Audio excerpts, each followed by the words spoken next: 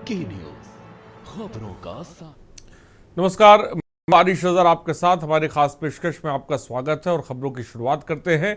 बदल गया मौसम, ठंड का सितम। उत्तर भारत में कड़ाके की ठंड, घना कोहरा और गलन शुरू हो गई है। खासकर उत्तर प्रदेश, दिल्ली, हरियाणा, पंजाब और मध्य प्रदेश जैसे आपको बता दें जगहों पर राज्यों में जहां न्यूनतम तापमान 10 डिग्री से नीचे गिर गया है, जिससे दृश्यता कम हो गई, ट्रेनों में उड़ानों में देरी हो रही है। मौसम विभाग ने कई जिलों में घने कोहरे और शीतलहर का अलर्ट जारी किया है। फिलहाल लोगों को अलाव का सहारा लेना पड़ रहा है और बता दें कि कई जगहों पर तापमान सामान्य से काफी नीचे लुढ़क गया है। खासकर उत्तर प्रदेश के इटावा जैसे जिलों में न्यूनतम तापमान 6.6 डिग्री सेंटीग्रेड दर्ज किया गया, जिससे गलन बढ़ गई है। वहीं आई ने उत्तर प्रदेश के कई जिलों में घने कोहरे और शीतलहर के लिए रेड अलर्ट जारी किया है और अगले कुछ दिनों तक ऐसा ही मौसम की आशंका जाहिर की गई है।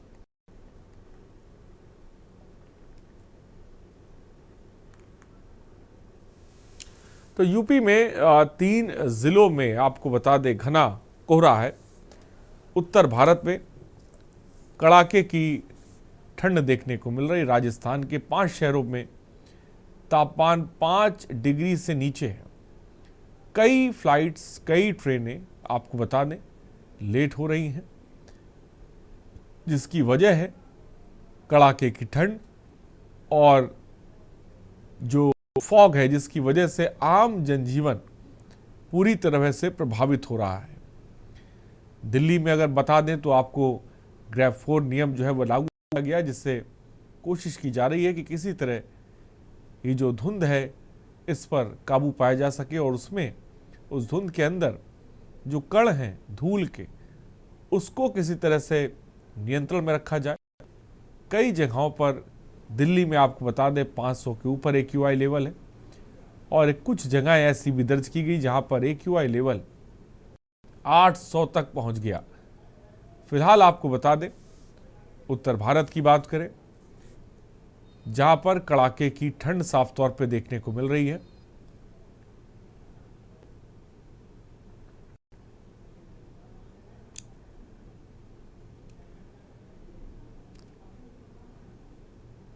राजस्थान के 5 शहरों में तापमान में गिरावट दर्ज की गई है और विशेष संवाददाता अखिलेश हमारे साथ इस खबर में। अखिलेश, कड़ाके की ठंड देखने को मिल रही है, मौसम का मिजाज बदला है, कई शहरों के तापमान में गिरावट आई है, फ्लाइट्स, ट्रेनें लेट हो रही हैं, क्या जानकारी आपके पास है?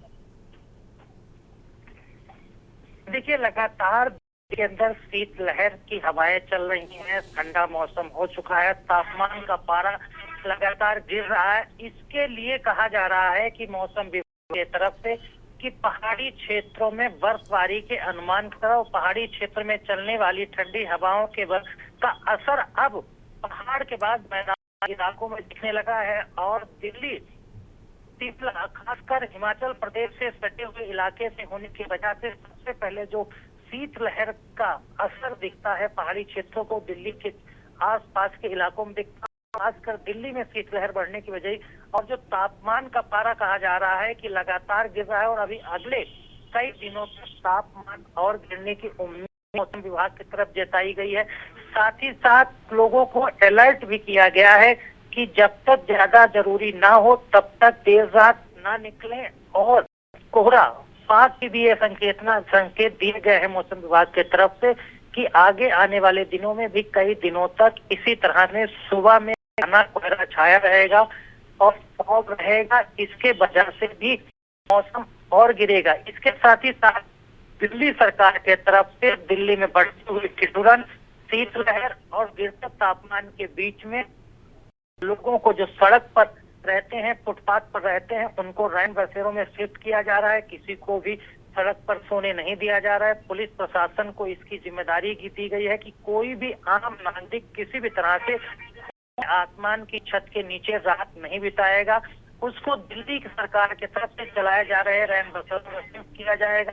जो दिल्ली के बाहरी इलाके हैं जहाँ पर वायु प्रदूषण के मद्देनजर हर बार अलाव लकड़ी का जलाया जा रहा है, इस बार उसको रोका गया है ताकि दिल्ली के अंदर प्रदूषण ना बढ़े और वायु शुद्ध इसकी भी बचत के लिए फिलहाल दिल्ली सरकार की तरफ से बंद रैन बसेरों की व्यवस्था की गई है। इसके अलावा दिल्ली की तरफ से जो टिड्डम के दौरान लगातार लोगों को बचाने के लिए रात्रि में सचल टीमें गठित की गई हैं कि लोग खुले मैदान में रात के समय न मिले। इन तमाम चीजों को ले भी किया जा रहा है। और दूसरा, दिल्ली सरकार की तरफ से लोगों को ठंड से बचाने के लिए, शीतलहर से बचाने के लिए और कोई भी इस ठंड की चपेट में अपनी जान न गंवाए, इसके लिए भी तमाम तरह की निगरानी टीमों को गठित किया गया है। हाँ जी, ठीक है अखिलेश, बहुत बहुत शुक्रिया हमसे जुड़ने के लिए, तमाम जानकारी देने के लिए। तो 30 जिलों में घना कोहरा है, कई फ्लाइट्स और ट्रेनें जो हैं वो देरी से चल रही हैं। उत्तर भारत में कड़ाके की ठंड देखने को मिली। और आगे बढ़ते हैं। जी राम जी बिल पास, जोरदार हंगामा। मनरेगा की जगह लेने वाला बिल, भारत रोजगार और आजीविका mission bill 2025 VBG Ram ji bill Lok Sabha में पास हो गया है। वहीं सदन में विपक्ष ने जोरदार हंगामा किया और बिल की कॉपी फाड़ दी। संसद का मानसून सत्र चल रहा है और विपक्ष का जोरदार हंगामा देखने को मिला, क्योंकि सदन में जी राम जी बिल पेश किया गया और विपक्ष ने सरकार पर महात्मा गांधी का अपमान करने और महात्मा गांधी राष्ट्रीय ग्रामीण रोजगार गारंटी अधिनियम के प्रावधानों को कमजोर करने का आरोप लगाया। वहीं केंद्रीय ग्रामीण विकास मंत्री शिवराज सिंह चौहान ने इस कदम का बचाव करते हुए कहा कि नरेगा में महात्मा गांधी का नाम 2009 के चुनाव को ध्यान में रखकर जोड़ा गया था। और लोकसभा में बोलते हुए उन्होंने कहा कि महात्मा गांधी का नाम 2009 के चुनाव को ध्यान में रखकर नरेगा में जोड़ा गया था। और उन्होंने कांग्रेस नेता प्रियंका गांधी की इस आलोचना का भी जवाब दिया कि मोदी सरकार मन मर्जी से योजना का नाम बदल लेती है। और नेहरू और गांधी के नाम पर कई कल्याणकारी कार्यक्रमों की लिस्ट भी उन्होंने गिनाई। और अखिलेश हमारे विशेष संवाददाता भी हमारे साथ है। अखिलेश, विपक्ष का जोरदार हंगामा देखने को मिला जी राम जी विधेयक को लेकर, क्या जानकारी आपके पास है? देखिए अरे, जिस तरह से लोकसभा के अंदर मनरेगा योजना का नाम बदलने के साथ ही और जिस योजना का नाम बदल के मनरेगा के स्थान पर किया गया, उसमें खासकर जी राम जी शब्द को जोड़ने के लिए किस तरह से हिंदी और अंग्रेजी को मिक्सअप किया गया कि विकसित भारत गारंटी, रोजगार एंड मिशन गारंटी, इस तरह के शब्द जोड़े गए हैं। और इसमें कह सकते हैं कि एंड भी अंग्रेजी जोड़ा गया और भी अंग्रेजी जोड़ा, बाकी सब हिंदी के जोड़े गए। इस तरह से इन चीजों को लाकर अगर कहा जाए तो भारतीय जनता पार्टी और मोदी सरकार को कटघरे में खड़ा करने के लिए विपक्ष ने एक लामबंद संसद से लेकर सड़क तक इस मुद्दे को उठाया। और सबसे बड़ी बात यह है कि संसद से लेकर बाहर तक प्रियंका गांधी की तरफ से जोर शोर तरीके से कहा गया कि योजना का नाम बदलना और योजनाओं में बदलाव करना एक अलग बात है, लेकिन किस तरह से महात्मा गांधी का नाम हटाया गया ये उनको सत्ते में डालता है और ये सरकार की सनकीपन को भी दिखाता है। दूसरा, ये कहा गया कि सरकार की तरफ से इसमें रोजगार देने के दिनों की संख्या भले 100 से बढ़ाकर 125 दिन की गई हो, लेकिन सरकार के तरफ से इसमें बजट या जो प्रतिदिन के हिसाब से उनको रोजगार का भत्ता और पैसा मिलता था उसमें बढ़ोतरी नहीं की। दूसरा, इसमें सबसे बड़ी जो प्रावधान कर दिया गया कि पहले इसका 100% बजट भारत सरकार की तरफ से ज्यादा है और लेकिन अब इसमें करीब 40% का बजट प्रदेश सरकार को भी लगाने होगा। तो प्रदेश सरकार के पास अगर बजट नहीं होगा तो भी लोगों को रोजगार मिलने में दिक्कत आएगी। इन तमाम चीजों का जवाब आज सरकार के तरफ से भी आया और सरकार की तरफ से भी कहा गया कि इस तरह के जो बदलाव हैं वो केंद्र सरकार जो पिछली थी उसमें मनमोहन सरकार के समय कई चीजों को ध्यान में रखते हुए प्रधानमंत्री मनमोहन सिंह की सरकार के समय में महात्मा गांधी का नाम जोड़ा गया। लेकिन ये सवाल इसमें ज्यादा महत्व तो नहीं रखता है क्योंकि महात्मा गांधी की जो काम है, महात्मा गांधी ने जो देश के लिए किया है, राष्ट्र कहलाए और स्वतंत्रता आंदोलन उनका काम है, उन्हें किसी योजना में जोड़ना या उनके नाम पर किसी योजना को जोड़कर चलाना ये महात्मा गांधी के लिए या कांग्रेस को लाभ उठाने जैसी स्थिति नहीं कही जा सकती है, क्योंकि महात्मा गांधी का नाम भारत और देश ही नहीं दुनिया के इतिहास में स्वराक्षरों में लिखा है। और उसके लेकिन नातों अखिलेश, की- जिस तरह से अब विधेयक पास हो गया लोकसभा में, तो क्या इस पर विपक्ष का कहना है?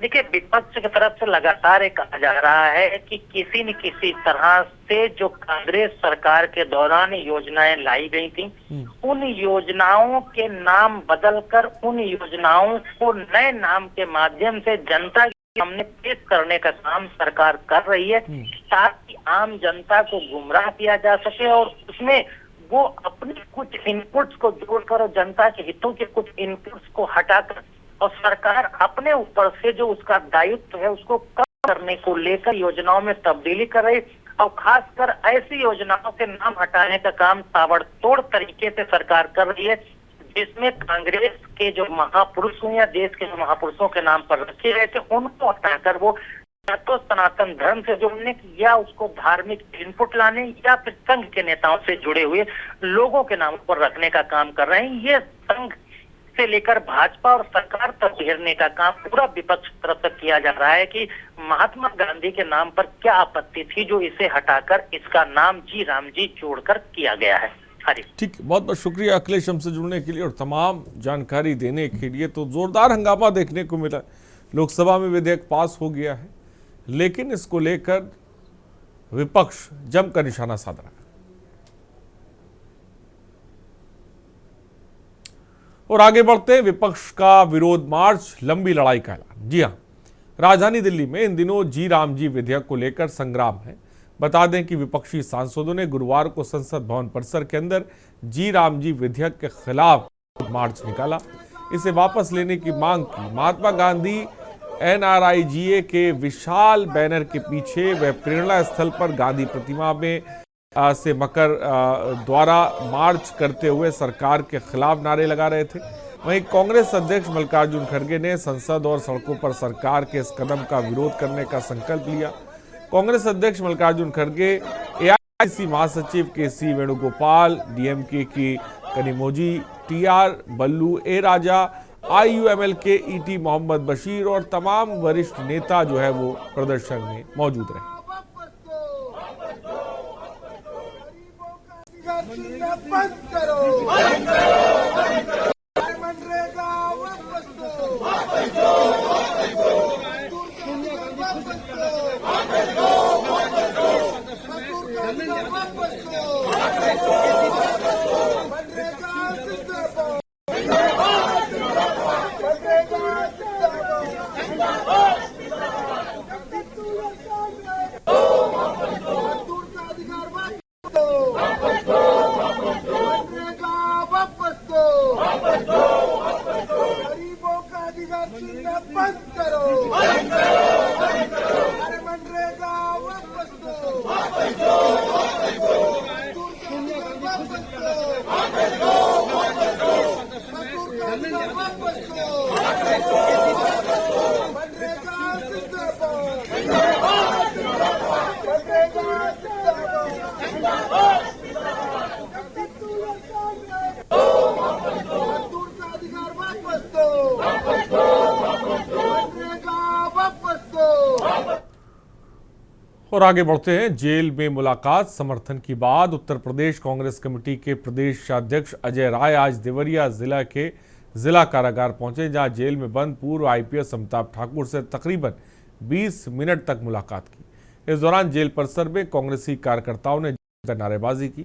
वहीं मुलाकात के बाद कांग्रेस प्रदेश अध्यक्ष अजय राय ने मीडिया से वार्ता की और कहा कि सरकार पूर्व IPS ईमानदार अधिकारी अमिताभ ठाकुर के साथ अत्याचार और अन्याय कर रही है। उन्होंने सरकार पर आरोप लगाते हुए कहा कि अमिताभ ठाकुर को अपराधी के रूप में रखा गया है और उनके बैरक में कई CCTV कैमरे लगे हैं। समय से ना तो पूर्व IPS अधिकारी को खाना मिल रहा है और ना ही जाड़े से बचाव का सामान।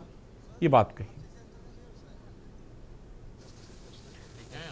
तो जेल में अमिताभ ठाकुर से मुलाकात की है कांग्रेस प्रदेश अध्यक्ष अजय राय। कार्यालय चलते हैं, एक कब क्या हो जाता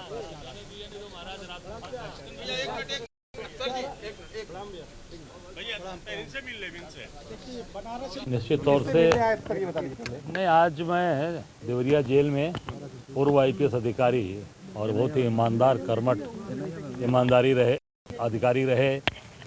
आदरणीय अमिताभ ठाकुर जी से मैं मिलने आया था और निश्चित तौर से उनके साथ अत्याचार अन्याय योगी सरकार कर रही है।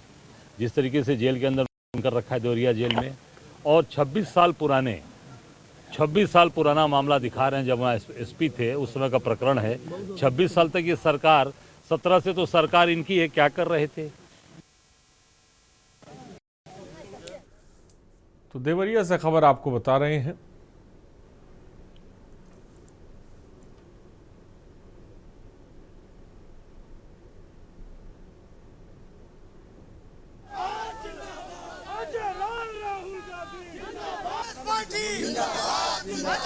राहुल गांधी जिंदाबाद, राहुल गांधी जिंदाबाद, मल्लिकार्जुन खड़गे जिंदाबाद। और यहाँ पर रुकते एक छोटे से ब्रेक के लिए। ब्रेक के उस पार खबर आपको बताएंगे। आरोप संगीन, पूर्व विधायक का कोर्ट में सरेंडर। और ब्रेक के बाद आपका स्वागत है। झांसी में पूर्व गरौठा विधायक दीप नारायण सिंह यादव ने गुरुवार को कोर्ट में सरेंडर कर दिया। पुलिस मोट में नवंबर महीने में हुई एक वारदात के सिलसिले में पूर्व विधायक दीप यादव को लगातार खोज रही थी। पीड़ित पालीवाल ने मुकदमा दर्ज कराया था कि उसके साथ 32,000 रुपए की डकैती दीप नारायण सिंह यादव, अनिल यादव और 3 अज्ञात लोगों ने अंजाम दी। साथ ही उससे 20 लाख रंगदारी मांगी गई। वहीं पूर्व विधायक गरौठा दीप नारायण सिंह यादव से जब मीडिया ने सवाल किया तो उन्होंने कहा कि आप खुद जांच कर लीजिए, सच सामने आएगा। फिलहाल कोर्ट के आदेश पर पूर्व विधायक दीप यादव को जेल भेज दिया गया है।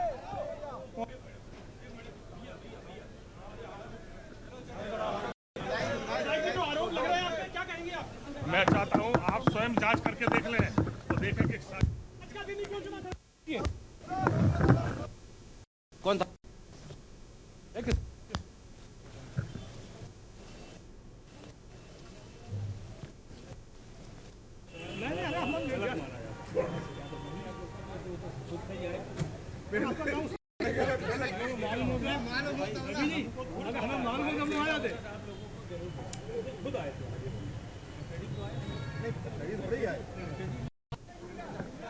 झांसी से खबर इस वक्त आपको बता रहे हैं,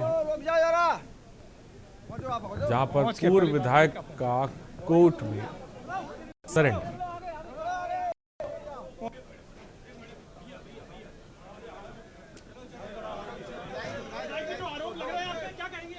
मैं चाहता हूं आप स्वयं जांच करके देख लें तो देखें कि कौन था?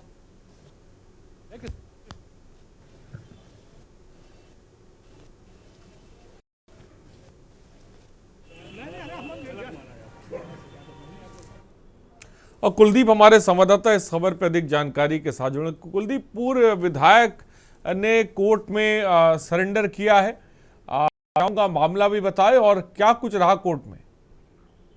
अरे देखिए, ये मामला पिछले महीने का है। नवंबर महीने में मौत थाना क्षेत्र के बमरौली तिराहे के पास में एक पालीवाल है, उनके साथ में घटना घटी थी। उन्होंने कहा था, पुलिस को सूचना दी थी कि उनके 32,000 रुपए 5 लोगों ने छोड़ा लिए हैं।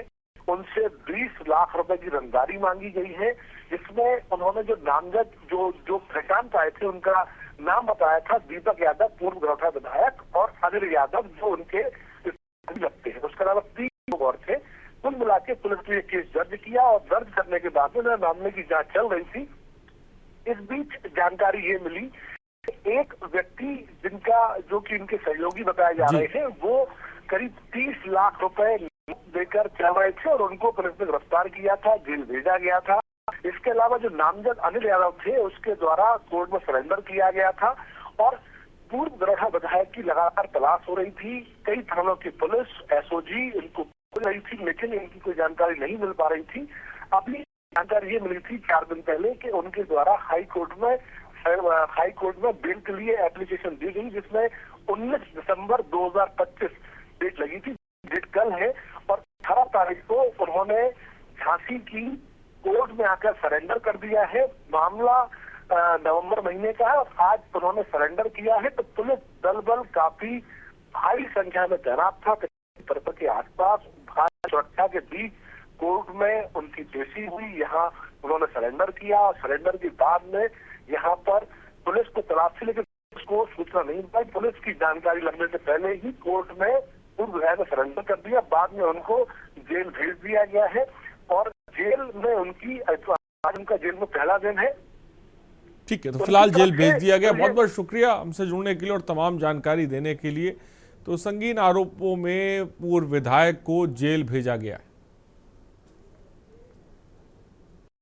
आप स्वयं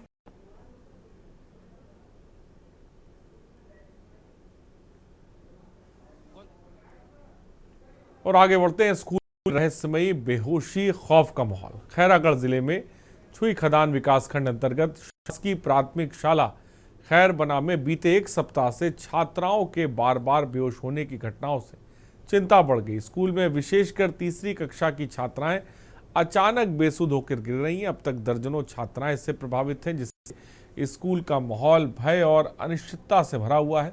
डॉक्टरों के अनुसार अब तक की गई ब्लड जांच और अन्य प्राथमिक चिकित्सीय परीक्षणों में किसी प्रकार की शारीरिक बीमारी, संक्रमण या विषाक्तता के संकेत नहीं मिले हैं। सभी रिपोर्ट सामान्य है।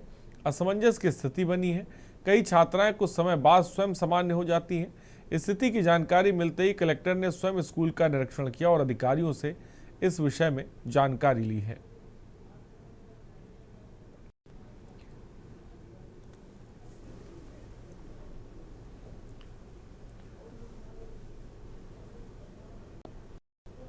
तो रहस्यमयी बेहोशी से भय का माहौल है। प्राथमिक शाला में छात्राएं बेहोश हो रही हैं। जो छुई खदान ब्लॉक में ग्राम खैर बना है, वहाँ पर जो प्राथमिक शाला है और मिडिल स्कूल भी साथ में एक ही कैंपस में है। वहाँ पर पिछले 3 से 4 दिन में जो स्कूली बच्चे हैं, स्पेशली प्राथमिक शाला के जो कन्या जो छात्राएं हैं, उनका जैसे देखा जा रहा है कि वो स्कूल आते हैं और कुछ देर में उन लोग जैसे बेहोशी की स्थिति में निर्मित हुए। किसी दिन 4, किसी 2-3 ऐसे। आज भी जैसे कलेक्टर साहब हम लोग सब दौरे में गए थे, उसमें देखा गया कि 2 बच्चियां थी और उन लोग की स्थिति जैसे बेहोश टाइप की थी। तो उस समय तत्काल जैसे कि पिछले दिन भी स्वास्थ्य टीम थी, उन्होंने पूरे जितने भी बच्चे लोग इस तरीके से जिनको दिक्कत आ रही है, उनका उन्होंने पूरा डॉक्टरी जांच किया है। खास पेशकश ही बने रहिए हमारे साथ। नमस्कार।